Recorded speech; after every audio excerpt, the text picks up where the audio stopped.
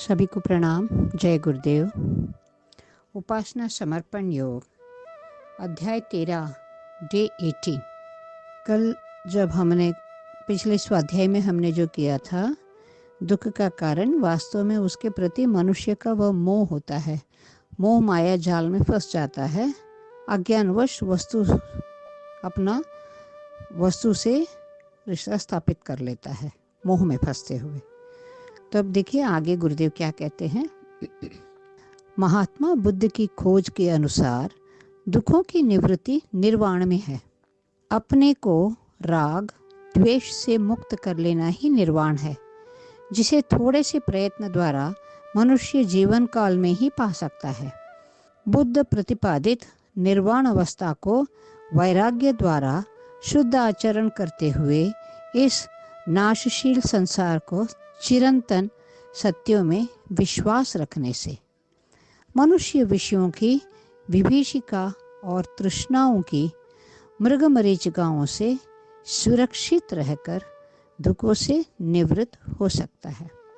इन दुखों से मतलब तृष्णाओं के मृगमरीचिका है, विषयों की विभीषिका और नाशशील संसार का पीछे मोह में पड़ जाना। कैसे हम इससे परमानेंटली हम निवृत्त कैसे हो सकते हैं? वैराग्य के द्वारा शुद्ध आचरण करते हुए हम ये सब पा सकते हैं। थोड़े से प्रयत्न से ही इस जीवन काल में ही हम इसे पा सकते हैं। सांख्य दर्शनकार ने आत्मा एवं परमात्मा के बीच अंतर न समझने के अज्ञान को दुखों का कारण बतलाया है। उनका कहना है कि मनुष्य जब अज्ञानवश अपने को शरीर मान लेता है, तभी वह दुखों का अनुभव करता है। दुखों का अनुभव करना शरीर का धर्म है। शीत, गर्मी, वर्षा, भूख, प्यास, वियोग, विक्षोभ आदि अप्रिय परिस्थितियाँ शरीर को ही व्यापा करती है और वही इनका अनुभव करता है। जब मनुष्य अपने अनुभूतियों को शरीर तक सीमित कर लेता है अथवा अपने को शरीर मान लेता है, स्वाभाविक ही है कि शरीर का कष्ट उसे अपना कष्ट अनुभव हो जाता है। वो कष्ट को वो अपना खुद का कष्ट मानता है, क्योंकि मन उसको उसी चीज़ का गुलाम बना देती है। कहीं दर्द उठता है तो वो समझता है कि मुझे दर्द हो रहा है, लेकिन मन को जो जीत लेता है उसे दर्द कुछ नहीं करता है। यह भी प्रयत्न के द्वारा ही हम लोग हासिल कर सकते हैं। अति सुख में अहंकारी या बहुत कूदना, अति दुख में बहुत रोना धोना, दोनों ही दुखकर है।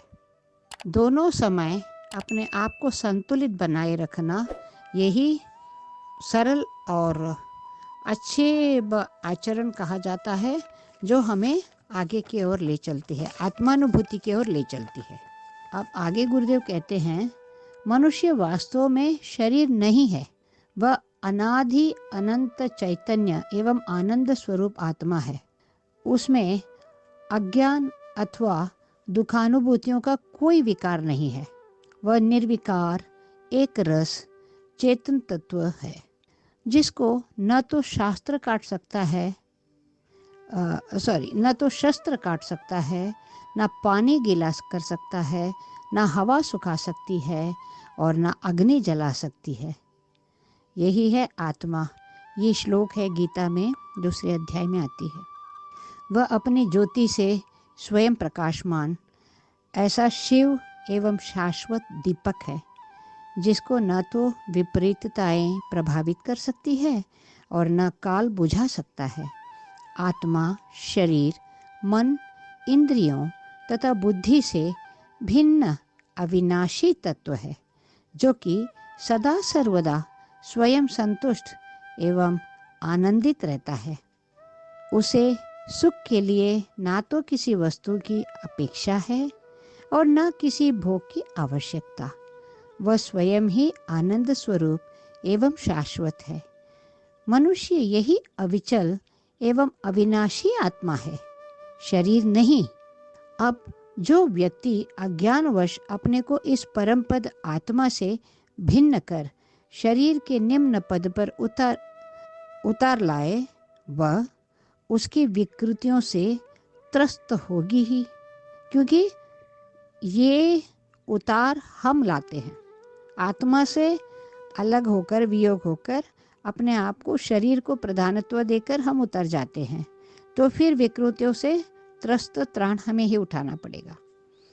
मनुष्य अपने को अविकल आत्मा समझे, अपने सत्य स्वरूप में विश्वास करे और शरीर को नश्वर संसार का एक अंश मानकर उसके विकल्पनाओं से अप्रभावित रहकर दर्शन के रूप में देखें, तो निश्चय ही वह दुख के बंधनों से मुक्त होकर सुख का अधिकारी बन सकता है। हम एक दार्शनिक रूप में इसे एक दृष्टा बनकर just it's a philosophy to live the life, इस आत्मा को जीने के लिए एक सर्वोच्च कुछ तो एक जीव चाहिए, तो किसी रूप में, कभी चींटी तो कभी गाय तो कभी बकरी। और मनुष्य इतना पुण्यवान है जो सोचने की क्षमता रखता है, उसके पास बुद्धि है, इंटेलेक्ट है, वो बुद्धिजीवी है। तो शरीर को महत्व ना देकर बुद्धि से विवेक को जागृत करके विवेकवान बनने से हमें आत्मानुभूति होती है। इसीलिए मनुष्य को सोशल एनिमल कहा जाता है। सामाजिक प्राणी होने के बावजूद भगवान भी अपने जितने अंश है उसमें इस मनुष्य रूप अंश से ही कुछ अपेक्षा रखते हैं कि ये अपने जीवन को सुधारते हुए आगे बढ़ेगा।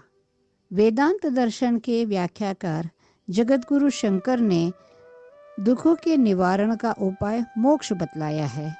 मोक्ष की परिभाषा करते हुए उन्होंने स्पष्ट किया है, इस सत्य ज्ञान की स्थायी अनुभूति ही मोक्षावस्था है कि आत्मा देह से परे, शरीर तथा मन बुद्धि से विलग, स्वभावतः मुक्त, नित्य एवं अविकल्पी है।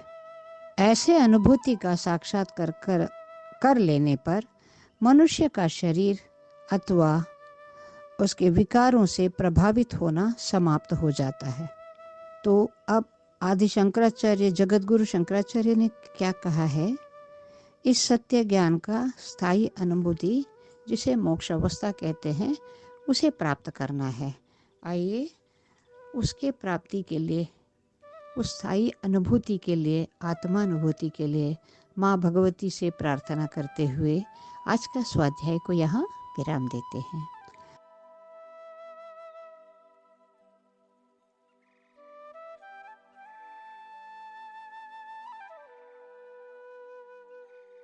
हमारे YouTube चैनल को सब्सक्राइब करें और बेल आइकन को दबाकर ऑल पर क्लिक करें ताकि नोटिफिकेशंस आपको मिलती रहें।